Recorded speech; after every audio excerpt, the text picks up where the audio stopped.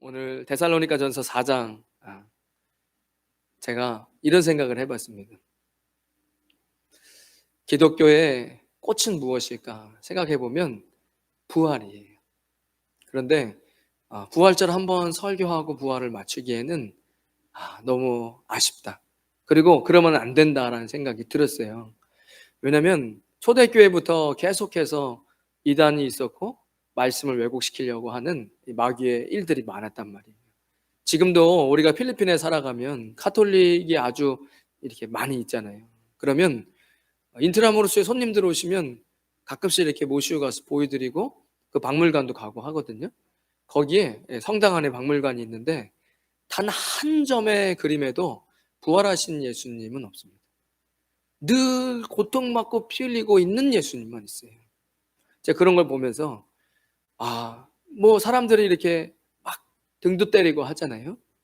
그러니까 우리의 어떠한 공로로 여러분 천국 가는 게 아니잖아요.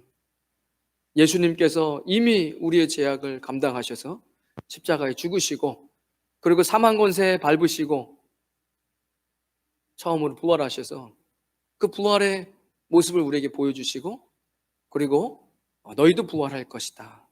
이것을 증거해라. 이게 기독교의 증인의 시작이었습니다. 그런데 이 부활보다는 이 땅에서의 것에 너무 많이 집중하고 그리고 어떠한 잘못된 거짓 종교는 고난에만 계속 집중하게 하는 그런 걸 보면서 이게 좀 문제가 많이 있구나 이런 생각들을 해보게 됩니다. 오늘 가장 큰 위로라는 말씀의 제목으로 같이 말씀 나누기 원하는데 미국의 스탠퍼드 대학, 우리나라의 뭐 스카이 대학처럼 아주 유명한 대학이죠.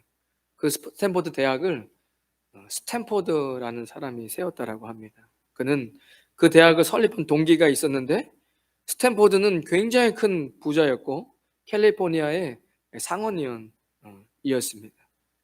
그의 외아들이 하나 있었는데 그 외아들이 사고로 갑자기 죽게 되었는데 그것이 너무나 이제 가슴이 아팠고 그 외모도 수려하고 그리고 아주 머리도 좋았던 그 외아들이었기에 극도의 슬픔에 잠긴 아버지는 장난식에서 말을 잃어버렸다고 합니다. 슬픔 속에 잠을 자지 못하고 있는데 그날 밤 꿈에 아들이 생생한 모습으로 나타나 이렇게 이야기했답니다. 아버지, 저는 부활하신 예수님 곁에 있습니다. 저 대신 청년들을 많이 도와주십시오. 라고 너무 생생하게 자기에게 말해서 그 다음부터 예수님은 지금도 살아계시고 내 아들도 살아있다 라고 이야기하면서 자신이 가지고 있는 이 거액인 2천만 달러, 그 당시에 약 200억 원, 2천만 달러, 그 당시에 200억이면 지금 한 2천억이 되는 그 돈으로 스탠퍼드 대학을 세웠답니다. 역사 속에서 예수님이 없었다고 이야기하는 사람은 없어요. 어떠한 학자들도 역사 속에서 예수님이 없다고 이야기한 사람은 없습니다. 그런데 무엇을 믿지 못하나 그 예수 그리스도께서 십자가에서 부활하신 것을 믿지 못하죠. 이 스탠포드는 예수 그리스도 그분이 부활하신 것을 본인이 믿음으로 받아들였고 당신의 아들도 그 예수님과 함께 살아있다는 것을 깨닫고 그의 모든 인생의 목표가 변하게 된 것입니다. 살아가는 이유가 변하고 땀을 흘리는 이유가 변하고 내가 일을 하는 이유가 변한 우리도 부활의 예수님 깊이 믿어지는 귀한 은혜의 시간이 되시기를 주님의 이름으로 축복합니다. 오늘 본문 데살로니가전서는 2차 전도 여행 때 바울이 데살로니가 교회를 향해 쓴 겁니다. 모든 서신서를 읽을 때마다 성령님께서 우리 교회를 향해서 이야기하고 있는 것은 아닌가 이런 생각을 늘 해봅니다. 정말 그런 거잖아요. 여러분 주일 설교에 아가서를 잘 설명하지 않잖아요. 왜냐하면 특별히 아가서를 주일날 설교하기에는 좀 쉽지 않다는 생각. 저는 자라면서 한 번도 아가서를 주일날 들어본 적이 없었습니다. 제가 예전에 아가서를 읽는데 눈물이 막 흐르는 거예요. 그게 술람비 여인을 향한 솔로몬의 어떤 시적인 표현들 편지인데 아니 그 편지를 읽으면서 눈물이 막 콸콸 쏟아지더라고요. 제가 그때 깨달았어요. 성령님 살아계시고 하나님 말씀을 열어주시고 그 말씀 속에서 내가 하나님의 그 은혜를 받는답니다. 거기 이런 표현에 제가 마음이 많이 이렇게 은혜를 받았는데, 왕을 맞이하는 왕비들은 너무 예쁘고 깨끗하고 하얗고 예쁘게 화장하고 이런 여인들이 많은 거예요. 그런데 저 들밭에 땡볕에서 일하고 있는 시커먼 여인이 있는 거예요.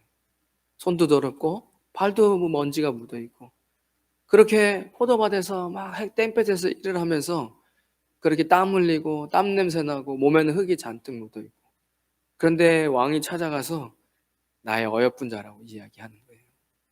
너는 나의 어여쁜 자다. 뭐 그런 사랑 이야기인데, 제가 너무 은혜가 되더라고요.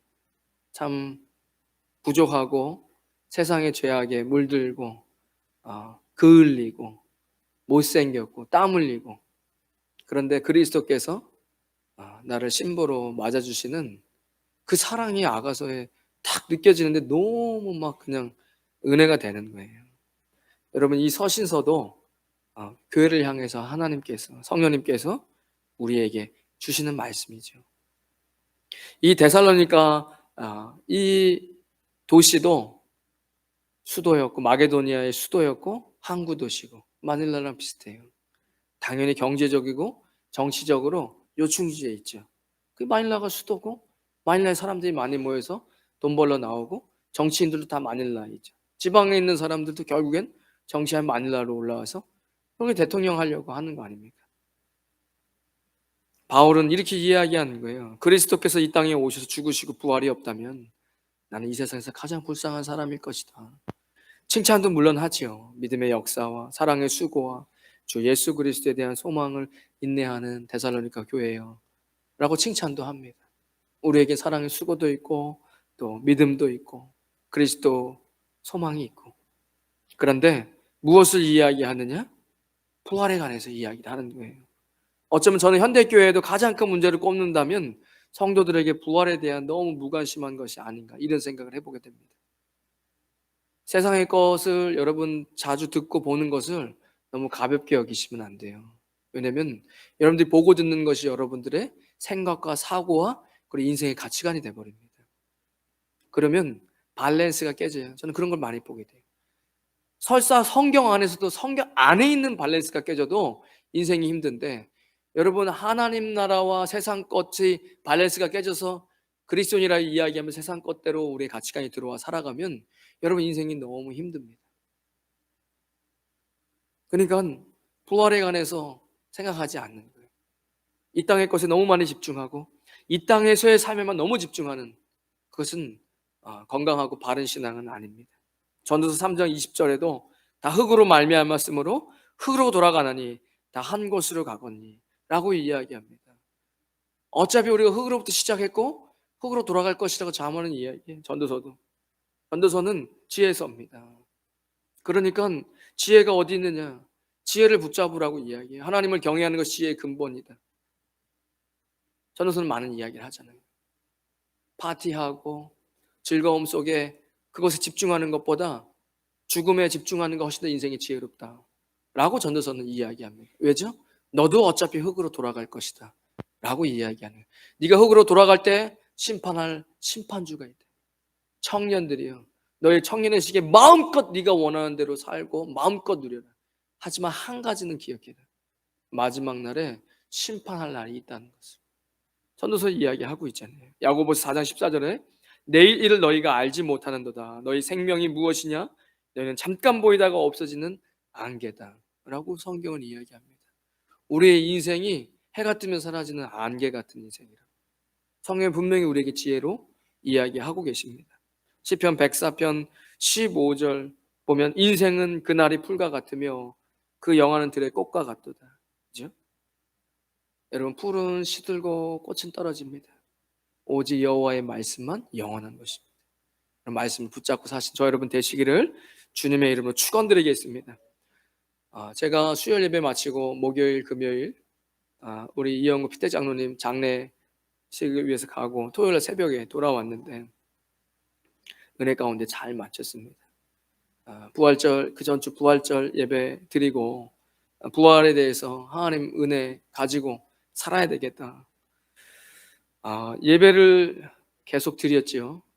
예배 가운데 서로 슬퍼하고 어, 우는 자들과 함께 울라고 하신 말씀대로 잠시 이 땅에서 만날 수 없음을 같이 위로하면서 우는 예배 시간도 있었고, 또 그 예배가 끝나고 서로 위로하고 감싸주고, 그리고 다시 그리스도의 부활 안에서 소망을 느끼는 시간이었습니다. 예수님 없는 사람들을 보면서 깊은 절망을 보게 됩니다. 다시는 회복할 수 없는 만남, 깊은 절망입니다. 그러나 우리 이영구 피태 장로님의 장례식은 그런 절망과 깊은 절망이지 않았습니다. 다시 만날 소망이 있었습니다. 부활의 소망이죠. 그것이 저는 얼마나 큰 은혜인지 깨달았습니다. 다시 만날 날이 있다는 것이 얼마나 큰 소망입니다. 우리 정수 성수도 아버지가 신앙으로 살았다는 것을 잘 알고 있습니다. 그리고 다시 만날 날을 기억하면서 그것이 얼마나 큰 위로가 된지 모릅니다. 이 세상에서 가장 큰 위로, 저는 왜 오늘 제목을 가장 큰 위로, 부활에 대한 소망, 우리가 다시 만날 날이 있다는 것이 얼마나 큰 위로고 희망인지 모릅니다. 절대 절망에 빠져 있는 사람들이 아니라, 잠시 헤어짐은 아쉬워 눈물 흘릴 수 있지만 그 안에 깊은 내면에서 올라오는 하나님의 놀라운 채워주심과 소망이 있음을 분명히 깨닫고 돌아오는 시간이었습니다. 다시 만날 날이 있다는 것이 희망이고, 그리고 우리도 다시 한 줌의 흙으로 돌아가 주님 앞에 서는 그것이 여기보다 좋은 것이라는 것을 저는 깨달았습니다. 찬양을 부르잖아요, 장례식에. 이 찬양을 계속 불렀습니다. 이 세상에 근심된 일이 많고 참 평안을 몰랐구나. 내 주 예수 날 오라 부르시니 곧 평안히 쉬리로다. 주 예수의 구원의 은혜로다. 참 기쁘고 즐겁구나. 그 은혜를 영원히 누리겠네. 곧 평안히 쉬리로다. 제가 이 찬양 부르면서 뭘 깨달았냐면, 여러분, 이 세상에 참된 평안이 없음을, 이 세상에 죄가 너무 많고 근심된 일이 너무 많습니다. 제가 깨달은 것은 그리스도 안에 참 기쁨이 있고 참 평안이 있고, 그리고 우리 함께 신앙생활 하던 우리 이영구 피대 장로님이 주님의 품 안에서 안식을 취하고 더 좋은 곳에 있다는 강한 확신이 있었습니다. 그것이 굉장히 큰 위로가 되는 거예요. 여러분, 다시 만난 그 믿음과 확신 속에서 그리스도인들이 모든 그 가정과 위로하러 온 모든 성도님들이 위로와 소망이 있는 걸 제가 깨달았습니다. 예수를 믿지 않는 장례식은 완전한 절망, 다시는 만날 길도 없고 회복이 불가능합니다. 그러나 우리에게는 다시 만날 소망이 있고, 그리스도께 다시 오셔서 부활하신 그 부활의 몸처럼 다시 부활해서 만날 날이 있고, 그리고 더 좋은 곳에서 평안한 주님과 함께하고 있다는 그 놀라운 하나님의 말씀이 우리의 큰 위로가 되고 그 가정에 큰 위로가 되는 걸 두 눈으로 목도했습니다. 이런 말씀도 있었습니다. 사무엘하 12장 19절입니다. 다윗이 그 신하들이 서로 수군거리는 것을 보고 그 아이가 죽은 줄 다윗이 깨닫고 그의 신하들에게 묻되 아이가 죽었느냐? 하니 대답하되 죽었나이다 하는지라. 다윗이 땅에서 일어나 몸을 씻고 기름을 바르고 의복을 갈아입고 여호와의 전에 들어가서 경배하고 왕궁으로 돌아와 명령하여 음식을 그 앞에 차리게 하고 먹은지라. 다윗의 아들이 죽었습니다. 기도했죠. 식음을 전폐하고 기도했어요. 신하들이 걱정하는 거예요. 왕이 저렇게 식음을 전폐하고 있는 모습에, 근데 아이가 죽었으니 어떡하냐고 수군거리고 있는 겁니다. 다윗이 그 소식을 듣죠. 그러나서 목욕을 하고 깨끗이 기름을 바르고 맛있는 음식을 먹으며 다시 일어납니다. 왜죠? 제가 그 말씀을 깊이 신뢰해 봤습니다. 왜 그랬을까?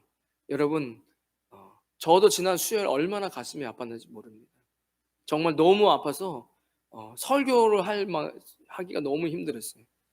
근데 제가 장례식 가운데 같이 예배드리고 그 안에 주님이 주시는 부활의 소망, 다시 만날 소망이 그 가정 가운데, 함께 예배하는 그 장례 가운데 넘쳐나고 있으면 얼마나 큰 위로가 됐는지 모릅니다. 그리고 다시 만날 그날을 기약하고 더 좋은 곳으로, 우리도 가야 할 곳이고 우리가 당연히 가야 할 곳이고 더 좋은 곳에 하나님의 평강 가운데 있음을, 그리고 하나님을 신뢰하기, 다윗은 하나님을 신뢰한 것입니다. 여러분, 생과 사와 화합, 죽음과 삶과 축복과 화가 임하는 것, 생사화복이 하나님 손안에 달려 있습니다. 오늘 아까 찬양할 때 너무 은혜 받았어요.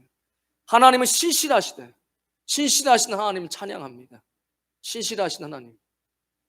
저는 그 하나님을 신뢰하기로 했습니다. 하나님 신실하시고 좋으신 하나님이시고 생사화복을 주관하시고 그분을 신뢰한다. 내가 이렇게 기도해서 아이가 살아났다라면 내가 그러겠지만, 주님께서 그 아이의 생명을 가져가셨고 나는 그 하나님을 신뢰하고, 그리고 더 좋게 역사하실 그분을 신뢰하고, 이제는 다시 새 힘을 얻고 내가 맡은 본부를 살아내야 하겠다라는 이 다윗의 모습에 하나님 위로가 있었습니다. 여러분, 우리도 언젠가 한 줌의 흙으로 돌아가 주님 앞에 서게 될 것입니다. 그것은 우리가 가야 할 곳이고 우리의 마지막 목표가 되는 것입니다. 왜 우리에게 소망이 있고 슬퍼하지 않을 수 있느냐? 우리에게는 부활신앙이 있기 때문입니다. 예수 그리스도 안에 죽음을 이기는 부활이 있음을 믿으시길 주님의 이름으로 축원드립니다. 예수 그리스도께서 다시 오시고 재림하시고 부활하신 우리의 소망되는 줄로 믿습니다. 이것이 얼마나 크게 다가왔는지 모릅니다. 그리고 주님이 주시는 새 힘을 보았습니다. 그 가정 가운데 주님께서 역사하시는 새 힘, 그리고 주님이 주시는 은혜, 함께와 예배하고 위로하는 그리스도 안에 저는 역시 그리스도 안에밖에 없다. 그리스도 안에서 사는 것이 인생의 가장 큰 행복이라는 걸 깨달았습니다. 요람에서 무덤까지 저는 후회 없습니다. 예수님 나중에 언제 오실 줄 알면, 예전에 저 아는 후배가 이제 오빠가 목사님 됐으니까 혹시 예수님이 언제 오실 줄 알면 알려달라고. 왜? 그 전까지 그냥 내 맘대로 막 살고 카드 긁고 하다가 예수님께로 돌아오겠다. 웃고 씁쓸하게 웃고 말았지만 아니요, 후회 없습니다. 예수님 만나 살아가는 인생이 가장 행복한 사람, 함께 사랑해 준 사람이 있고 위로해 주는 사람이 있고 가족이 있고 영원히 함께 할 수 있다는 것, 이것이 얼마나 큰 행복이고 위로인지 모릅니다. 그것을 두 눈으로 보고 왔습니다. 말씀에 주께서 호령과 천사장의 소리와 하나님의 나팔 소리로 친히 하늘로부터 강림하시리니 그리스도 안에서 죽은 자들이 먼저 일어날 것이다. 그 후에 우리 살아남은 자들도 그들과 함께 구름 속으로 끌어올려 공중에서 주를 영접하게 하시리니 그리하여 우리가 항상 주와 함께 있으리라. 그러므로 이러한 말로 서로 위로하라 라고 이야기합니다. 주님이 천사들 나팔 소리가 울릴 날을 여러분 고대하십시오. 저는 고대합니다. 저는 어떻게 고대하는지 아세요? 많은 학자들이 예수님께서 언제 다시 오실까? 날짜는 모르죠. 그러나 나팔절기에 오실 것이다. 저도 그렇게 생각합니다. 왜냐하면 예수님께서 모든 구약의 절기대로 오셔서 일하셨어요. 십자가도 딱 유월절 절기에 맞춰서. 그렇기 때문에 이 나팔절 절기에 예수님 오시지 않을까? 저도 그렇게 생각합니다. 그래서 어떤 학자들은 실제로 그 나팔절 절기를 연도별로 쭉 뽑아놓은 사람도 있어요. 왜죠? 그 나팔 소리가 울릴 날을 고대하니까요. 여러분, 우리의 신앙은 종교 나부랭이 아니잖아요. 우리의 신앙은 실제입니다. 제가 그것이 얼마나 큰 위로가 됐는지 몰라요. 하나님께 주시는 위로, 정말 그 신앙 안에서 회복이 있는 위로, 예수님 다시 오심을 진짜 실제로 기대하는 이런 그런 믿음을 가지시기를 예수님의 이름으로 축원드리겠습니다. 그리스도 안에서 이미 죽은 자들, 잠자는 자들이라고 표현하죠. 주님이 오시는 그날에 그리스도를 믿는 모든 자들이 공중으로 올라가 그날이 있다고 성경은 분명하게 이야기합니다. 믿는 자들보다 먼저 잠든 자들이 먼저 일어날 것이고, 그리고 살아있는 자들도 예수님 안에서 공중으로 예수님께 영접하는 올라가는 날이 있다라고 성경은 분명히 이야기합니다. 고린도전서 15장 51절에 내가 너희에게 비밀을 말한다. 이거 세상이 알 수도 없는 거예요. 비밀이니까. 우리가 다 잠잘 것이 아니요 마지막 나팔에 순식간에 호련히 다 변화되리니 나팔 소리가 나면 죽은 자들이 썩지 아니할 것으로 다 살아나고 우리도 변화되리라. 어려운 거 아닙니다. 정말 어려운 거 아니잖아요. 제가 지난주에도 설교했잖아요. 그 말라 비틀어진 콩도 플라스틱 통 안에 있다가 물을 붓고 땅에 심기면 다시 뿌리가 자랍니다. 썩지 아니할 것은 다시 살아난다. 이 썩을 것이 썩지 아니함을 입고 이 죽을 것이 죽지 아니함을 입을 때에는 사망을 삼키고 이기리라. 기록된 말씀이 이루어지리라. 사망아 너의 승리가 어디 있느냐? 사망아 네가 쏘는 것이 어디 있느냐? 죽음은 우리에게 더 이상 공포가 아닙니다. 죽음은 우리에게 더 이상 슬픔이 될 수 없습니다. 예수 그리스도께서 부활하셨기 때문입니다. 이거 4월 내내 해놓으라고 제가 말씀드렸어요. 너무 예쁘고 또 말씀이 적혀 있는 부활은 그리스도 안에 1년에 한 번 절기 때 생각해야 할 그런 간단한 신앙의 문제가 아니라는 걸 저는 깨닫습니다.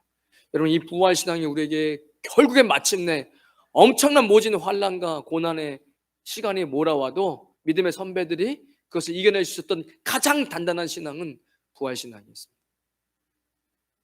로마서 8장 11절, 예수를 죽은 자 가운데 살리신 이의 영이 너희 안에 거하시면, 성령님이시죠. 그리스도 예수를 죽은 자 가운데 살리신 이가 너희 안에 거하시는 그의 영으로 말미암아 너희 죽을 몸도 살리시리라. 오늘 보면 마지막에 18절에 그러므로 이런 말로 서로 위로하라고 이야기하십니다. 예수님 다시 오실 때 먼저 잠든 자들도 깨어나고 살아있는 자들도 공중에 올라가서 예수님을 맞이하는 그날이 있다는 거예요. 그것이 우리를 큰 위로되는 겁니다. 정말 그냥 말씀으로 그렇게 이야기하는 게 아니라 정말로 그것을 눈으로 봤습니다. 그것이 정말 큰 위로가 되고 큰 소망이 되고 희망이 된다는 것을, 이것이 우리에게 위로가 되는 줄로 믿습니다. 사람이 줄 수 없는 평안을 하나님께서 우리에게 주실 줄로 믿습니다. 하나님께 주시는 놀라운 부활의 능력이 이 자리에 계신 모든 성도님들에게 넘쳐나시기를 예수님의 이름으로 축원합니다. 이제는 우리 주 예수 그리스도의 크신 은혜와 하나님 아버지의 무한하신 사랑과 성령님의 감동, 감화, 교통하심이 오늘 거룩한 주일 예수 그리스도 안에서 부활을 꿈꾸며 소망하는 주의 백성들 머리머리 위에, 그들의 가정과 자녀들 위에, 땀 흘려 일하는 믿음의 기업 위에, 우리 임마누엘 교회와 이 땅 필리핀과 조국 대한민국 위에 지금부터 영원까지 함께 하시길 간절히 축원하옵나이다. 아멘.